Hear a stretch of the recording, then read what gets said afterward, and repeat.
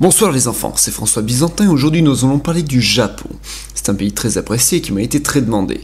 Si le pays est apprécié, ce n'est pas étonnant car c'est tout simplement un pays ayant un niveau de vie très élevé, qui est comparable, voire plus élevé, que beaucoup de pays occidentaux et qui pourtant n'est pas un pays occidental.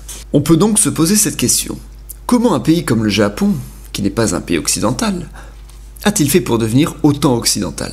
Car le Japon est quand même le plus occidental des pays non occidentaux. Eh bien c'est parce que le Japon n'a pas eu une histoire comme les autres. Il faut revenir au 19e siècle pour comprendre tout ça. Bon, voici en 1868 les pays européens. Ces pays européens vont coloniser le reste du monde durant le 19e siècle. L'Amérique, quant à elle, a déjà été entièrement colonisée par les Européens. Parmi ces pays, il y a les États-Unis qui viennent d'acheter l'an passé l'Alaska, qui était russe. Les États-Unis ont désormais envie de s'ouvrir vers le Pacifique. Le Japon est ce petit archipel très fermé qui vit isolé de tout. Cette année-là, les États-Unis vont donc inciter les Japonais à s'ouvrir. Hey, vieil archipel, ça te dirait de devenir mon partenaire financier du Pacifique? Vas-y bolos, j'ai autre chose à foutre, je préfère rester fermé. Mais réfléchis un peu, on a plein d'armes et tout, vous pourrez en profiter, ce sera génial. D'accord. Et ainsi le Japon commença en 1868 à s'ouvrir au monde. La première chose qu'il fit est de recoloniser un État sécessionniste qui ne voulait pas être japonais. Vive l'indépendance, à moi la liberté, à moi la nouvelle vie. Ta gueule connard. Maintenant soumets-toi à la puissance du nouveau Japon. Les Japonais colonisèrent donc cette petite île au nord, plus connue aujourd'hui sous le nom d'Hokkaido, puis continuèrent vers le nord. Les Japonais rencontrèrent donc les Russes. Pour marquer le coup, ils en profitèrent pour changer de drapeau, histoire de dire que leur changement, c'est pas de la rigolade. Et vous êtes sérieux? Mais vous vous mettez à coloniser vous aussi? Je croyais que c'était un truc d'Européens. Et ouais les mecs, maintenant nous aussi on est de la partie. Donc c'est parti, on va se créer un empire et tout. Et ouais, à nous le Pacifique. Mais surtout, j'avais prévu d'en faire un oblast, de décimer sa population, d'y envoyer quelques Russes et Ukrainiens et de renommer la capitale en Rouba-Vostok. Ils voulaient tous récupérer cette grande île où il n'y avait je ne sais quoi. Mais aussi cette petite péninsule qui pendouillait parce qu'elle était rigolote. Mais n'oublions pas aussi que les Chinois étaient présents et qu'ils ne voulaient pas se laisser faire, car la Corée leur va de droit. Cependant, les Japonais n'en auront strictement rien à foutre et coloniseront toute la côte orientale de la Chine, Corée comprise. Plus tard, les Russes entrent en jeu, très jaloux de l'exploit des Japonais.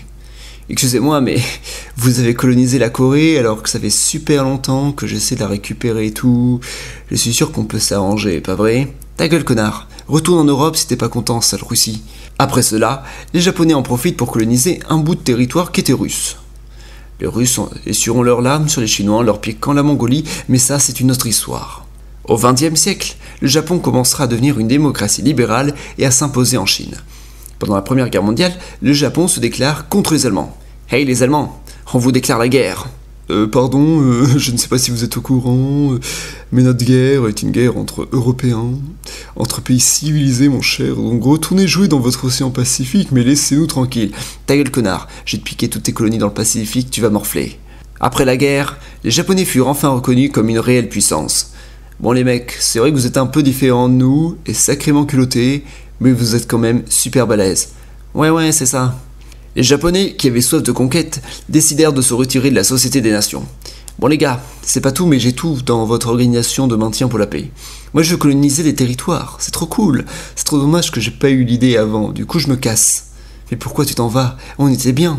En 1936, 3 pays, l'Italie, l'Allemagne et le Japon, complotent en cachette. Nous les Italiens, on veut coloniser toute la Méditerranée. Comme au bon vieux temps de l'Empire romain. Nous les Allemands, on veut coloniser toute l'Europe de l'Est. Nous les Japonais, on veut coloniser tout l'océan Pacifique. Ok, alors unissons-nous et on envahira le monde. En 1939, comme vous le savez, la Seconde Guerre mondiale commence. Le Japon commencera par envahir l'Indochine française, puis attaquera la base navale du Pacifique des États-Unis.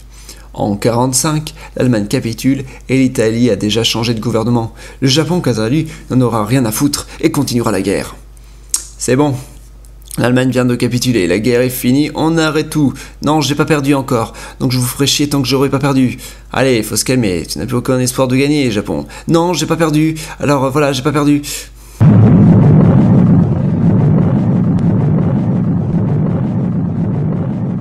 Bon, ok, j'ai perdu. Suite à ça, le Japon commencera à être occupé par les Américains. Ils perdront tout, même leur Corée et l'île de Sakhaline. Ils commenceront ensuite à développer leur économie. D'abord en produisant chez eux, puis ensuite dès que la main d'œuvre a commencé à être trop chère, ils produiront en Corée.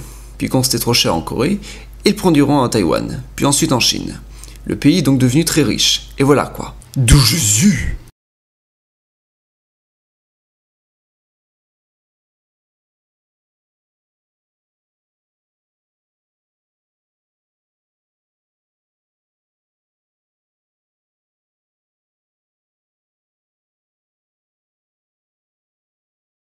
Le pays est donc devenu très riche et voilà quoi. C'était l'histoire d'un petit pays qui a voulu voir grand, qui a tenté de coloniser la moitié du monde et qui aujourd'hui possède un niveau de vie parmi les plus élevés du monde. Pas étonnant que TPGG y fasse régulièrement des concerts.